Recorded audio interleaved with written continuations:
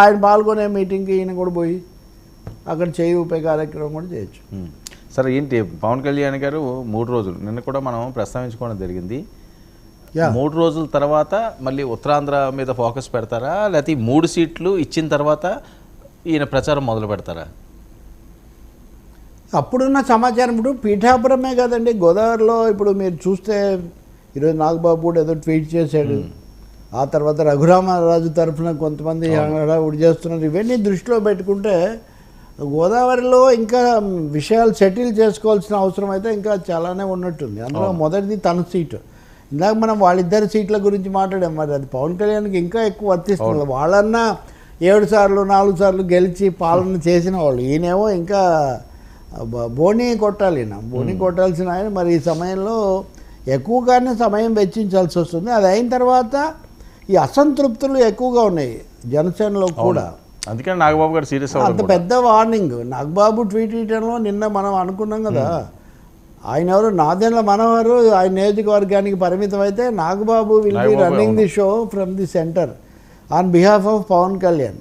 కాబట్టి ఆయన నేను ఛార్జ్ తీసుకున్నానని కూడా ఒక ఇండికేషన్ ఇవ్వడం కోసం ఎవ్వరూ పార్టీ గీత దాటకూడదు, దాటితే మేము క్రమశిక్షణ చర్యలు తప్పవు అది ఇది అని చెప్తున్నారు. ఈ చెప్పిన దాంట్లో 2 భాగాలు. ఒకటి, క్రమశిక్షణ చర్యలు తప్పుతున్నారు అనే ఒక ఆందోళన ఎంతో కొంత నాయకత్వం కూడా వ్యక్తం చేయాల్సిన పరిస్థితి వచ్చింది. ఎవరేమన్నా ఇవి మామూలే అని కాకుండా నిజంగా అక్కడ పోతిన మహేష్ వచ్చి ఆఫీస్ దగ్గర ధర్నా చేస్తున్నాడు. వర్మ లాంటి వాళ్ళు ఆయన శిష్యులు వాళ్ళు మాట్లాడేది వాళ్ళు ఏదో మాట్లాడుతున్నారు. ఇప్పుడు ఇంకా అదనంగా పితాన్ సత్యనారాయణ మాజీ మంత్రి, తిరుపతి కూడా పెద్ద పంచాయతీ, తిరుపతి కూడా పితాన్ సత్యనారాయణ కూడా తన తీవ్ర అసంతృప్తి ఆయన కూడా వెళ్ళిపించాడు. ఆయన మాజీ మంత్రి, ఆయన వచ్చినప్పుడు సెలబ్రేట్ చేసుకున్నారు కదా చాలా ఎక్కువ. ఇంకా తిరుపతిలో కిరణ్ రాయలు, తర్వాత ఇంకొక ఆయన ఎవరు వాళ్ళు కూడా మాట్లాడుతున్నారు. ఇంకా ఉన్నాయి ఇటు అనకాపల్లి దగ్గర లేకపోతే విశాఖలో లేవని కాదు, ఇవి ఎలా తీవ్ర స్థాయిలో ఉన్నాయి. ఇవి తీవ్ర స్థాయిలో ఉన్నాయి. అంటే ఇవి ఎలా ఉంటాయంటే ఒకరిని చూసి ఒకరు దీన్ని పెరిగే అవకాశం ఉంటుంది. నాగబాబు చెప్పడానికి అది కూడా ఒక రీజన్ అయినది.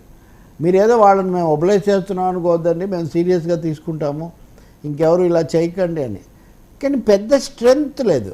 అంటే తక్కువ స్థానాలు రావటం, వాటిని కూడా వాళ్ళకి వీళ్ళకి ఇచ్చేయడం, వచ్చిన అభ్యర్థులు అంతా కొంతమంది వీక్గా ఉన్నారనే అభిప్రాయం రావటం, దీని అంతటితో నాయకత్వం కొంచెం డిఫెన్స్లో ఉంది. ఈ డిఫెన్స్ను కవర్ చేసుకోవడానికి ఒక తీవ్రమైన చర్యలు తీసుకుంటామని వాళ్ళు హెచ్చరిస్తున్నారు. వీళ్ళకుండే వాళ్ళకు కూడా అది ఉంటుంది కదా, ఈ మీరు చేసింది కాక మమ్మల్ని బెదిరిస్తారా, మంచి నిజం చెప్పడమే మా తప్ప అన్న పద్ధతిలో. మరి ఇది ఏ రూపం తీసుకుంటుందో చూడాలి మనం. ఆవిడ కాకినాడ ఆవిడ కూడా చాలా ఆరోపణలు చేశారు. కాకినాడ ఆవిడ కూడా చాలా ఆరోపణలు చేశారు. ఇంకా వీళ్ళ ఆరోపణల వరకు రాలేదు. ఆమె మాజీ మేయర్, ఆమె కూడా చాలా ఆరోపణలు చేశారు. ఉన్నాయి ఇంకా 2-3 విషయాలు ఉన్నాయి అట్లాంటివి. ఒక 10 చోట్ల వేసుకో రాడుగా ఉన్నది 20 సీట్లు అయితే ఒక 7-8 చోట్ల ఇంత అసంతృప్తి ఉంటే ఆ పార్టీకి చాలా అంటే వాళ్ళని లైట్గా తీసుకుంటున్నారు అనుకోవచ్చండి. పవన్ కళ్యాణ్ గారు తీసుకున్నట్టు చెయ్యాలి కదా, కనీసం లోపల భయపడిన లైట్గాను పెద్ద ఏం కాదు. రెండవది ఒకటైతే నిజం కదా, పార్టీలు వాళ్ళ నాయకులు వాళ్ళ విధానాల మీద నడుస్తాయి. ఎవరో ఎక్కడో సరిగినంత మాత్రాన ఆ సీట్లో తప్ప మొత్తం మారిపోతుందని కాదు కదా. అంటే ఏమీ లేని దానికి మోస్తున్నాము అనే ఒక ఇంప్రెషన్ ఇవ్వడానికి వీళ్ళు ఎక్కువ ట్రై చేస్తున్నారు. చంద్రబాబును మోస్తున్నారు, మావనెత్తిని కూడా వేస్తున్నారని వీళ్ళు చెప్పడానికి ట్రై చేస్తున్నారు.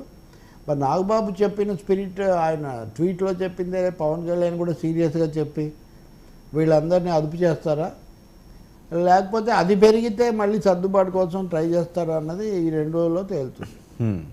తేలిన తర్వాత ఈయన పిఠాపురం టూర్ ఉండే ఛాన్స్ ఉంటుందంటారా?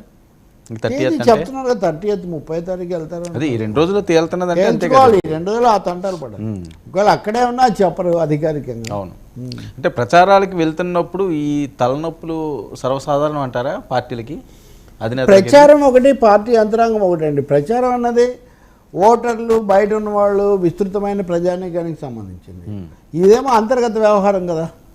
అంటే ఒక పీస్ఫుల్గా ప్రచారానికి వెళ్ళి ఏ రకంగా మాట్లాడాలి, ఏ రకంగా ఆకట్టుకోవాలి, ఆ రకంగా వెళ్లాల్సిన టైంలో ఈ టెన్షన్స్ తోటి వెళితే ఇబ్బంది కదా. అవును, కరెక్ట్. అంటే 2-3 రకాలుగా బీజేపీ వాళ్ళు కూడా అలాగే అవ్వటము, తెలుగుదేశం కొన్ని తేలకపోవటము, మూడోది తమ వాళ్ళలోనే ఇట్లాంటివి రావటం. ఇప్పుడు నాగబాబే ఉన్నాడు, ఆయన అది అనకాపల్లి వదిలేసుకొని సీఎం రమేష్కు ఆయన ఇక్కడికి వచ్చాడు కదా. అందుకని పవన్ కళ్యాణ్ ఏదో చెప్పుకోవాల్సిన పరిస్థితి వస్తుంది. దీనికి నిన్న ఆయన 10 కోట్లు కూడా పార్టీకి విరాళం ఇచ్చాడు, అదొక ప్రచారం. సరే పార్టీ నేనే నడుపుతాను, ఎవరి దగ్గర తీసుకొని అన్నారు కాబట్టి ఇవి సహజంగా జరుగుతుంటాయి. కానీ దాన్ని ఎస్టాబ్లిష్ చేయదలుచుకున్నారు వాళ్ళు.